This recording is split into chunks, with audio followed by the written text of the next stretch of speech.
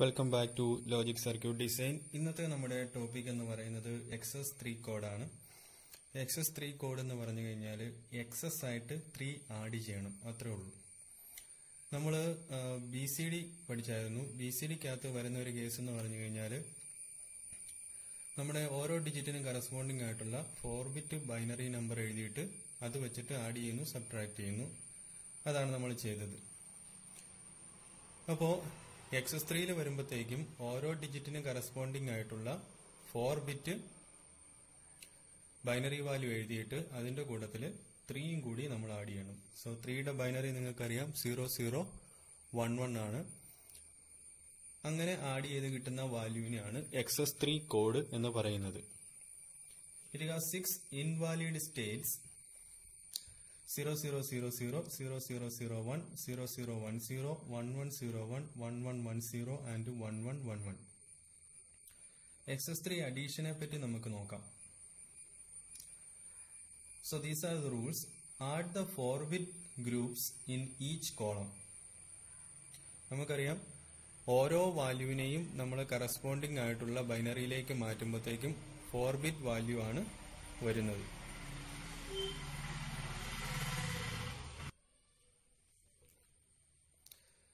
If there is no carry out from the addition of any of the 4-bit groups, then subtract 0011 എന്ന് പറഞ്ഞു കഴിഞ്ഞാൽ 3 from the sum term of those groups. If there is a carry out, add 0011 to the sum term of those groups.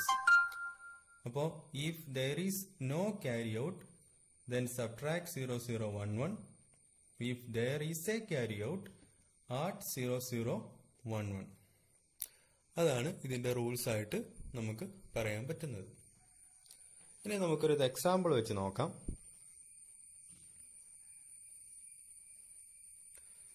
So എക്സാമ്പിളിൽ ഇവിടെ 37 + 28 ആണ് പറഞ്ഞിരിക്കുന്നത്. So 3728 അതിന്റെ corresponding ആയിട്ടുള്ള 4-ബിറ്റ് value നമ്മൾ എഴുതിയിട്ടുണ്ട്. 3 is equal to 0011, 7 is equal to 0111. 0011ന്റെ XS3 code നോക്കണം എന്ന് പറഞ്ഞു കഴിഞ്ഞാൽ 0011ന്റെ കൂടെ 3യും കൂടി നമ്മൾ ആഡ് ചെയ്യണം.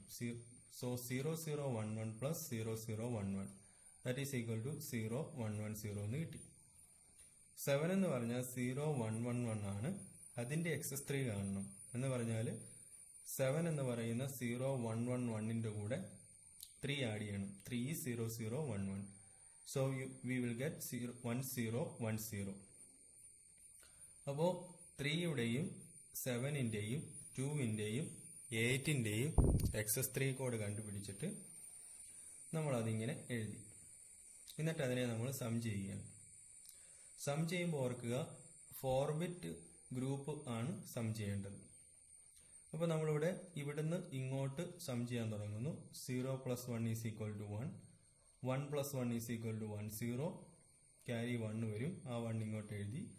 1 + 1 is equal to 10, 0 ഇവിടെ വന്നു, ക്യാരി നമ്മൾ അടുത്ത 4-ബിറ്റ് ഗ്രൂപ്പിലേക്ക് പോയി.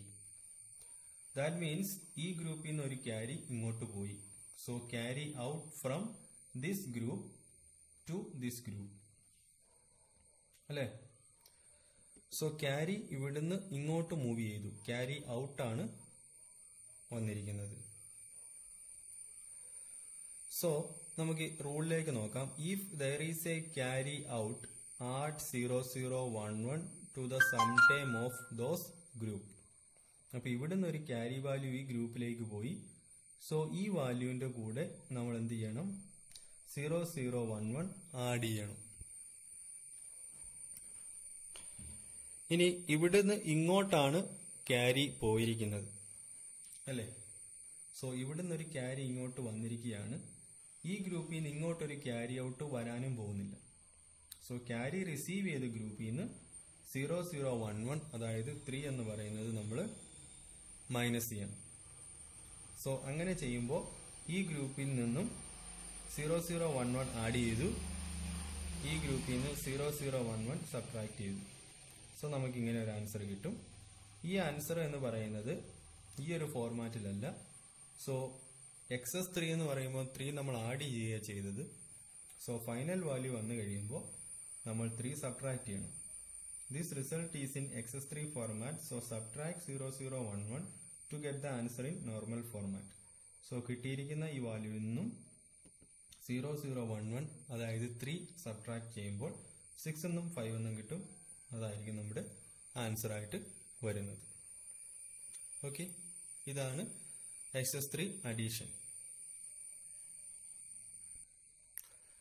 അടുത്തതായിട്ട് XS3 സബ്ട്രാക്ഷൻ ആണ്. സോ സബ്ട്രാക്ഷന്റെ കുറച്ച് റൂൾസ് ഞാൻ ഇവിടെ കാണിച്ചിട്ടുണ്ട്, അത് ഞാൻ പറയാം. Step 1. So step 1 is convert the numbers to 4-bit binary values in XS3 format. So binary values ആയിട്ട് കൺവേർട്ട് ചെയ്യുക, അതിന്റെ XS3 കണ്ടുപിടിച്ച് വെക്കുക. Second step, do the subtraction as normal. Normal binary subtraction പോലെ തന്നെ ഇതിന്റെ സബ്ട്രാക്ഷൻ ചെയ്യുക. If there is no borrow, സബ്ട്രാക്ഷന്റെ കേസ് വരുമ്പോൾ നമുക്കറിയാം ബോറോയുടെ കേസാണ് വരുന്നത്. If there is no borrow from the nearby 4-bit group, then add 0011 to the result. അപ്പോൾ ബോറോ ഒന്നും കിട്ടുന്നില്ല എങ്കിൽ, അതായത് അടുത്ത ഗ്രൂപ്പിൽ നിന്ന് അടുത്ത കോളത്തിൽ നിന്ന് ബോറോ എന്ന് നമ്മൾ റിസീവ് ചെയ്യുന്നില്ല എങ്കിൽ റിസൾട്ടിന്റെ കൂടെ 0011 ആഡ് ചെയ്യുക. If there is a borrow from the nearby 4-bit group, then subtract 0011 from the result. Borrow നമ്മൾ എടുക്കുന്നുണ്ടെങ്കിൽ 0011 സബ്ട്രാക്ട് ചെയ്യുക. 0011 എന്ന് പറഞ്ഞാൽ എന്താണ്? 3 ആണ്.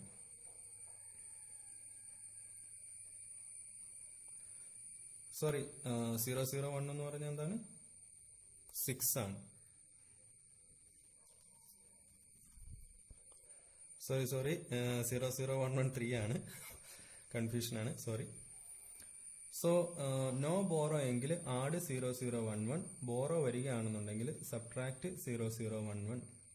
Then step 5, finally subtract 0011 from the final result to get the answer in original format. That is the reverse step of step 1. അപ്പൊ ഇത്രയും കാര്യങ്ങൾ ആലോചിച്ച് വെച്ചിട്ട് വേണം നമുക്കൊരു എക്സാമ്പിൾ നോക്കാം. 267 മൈനസ് 175.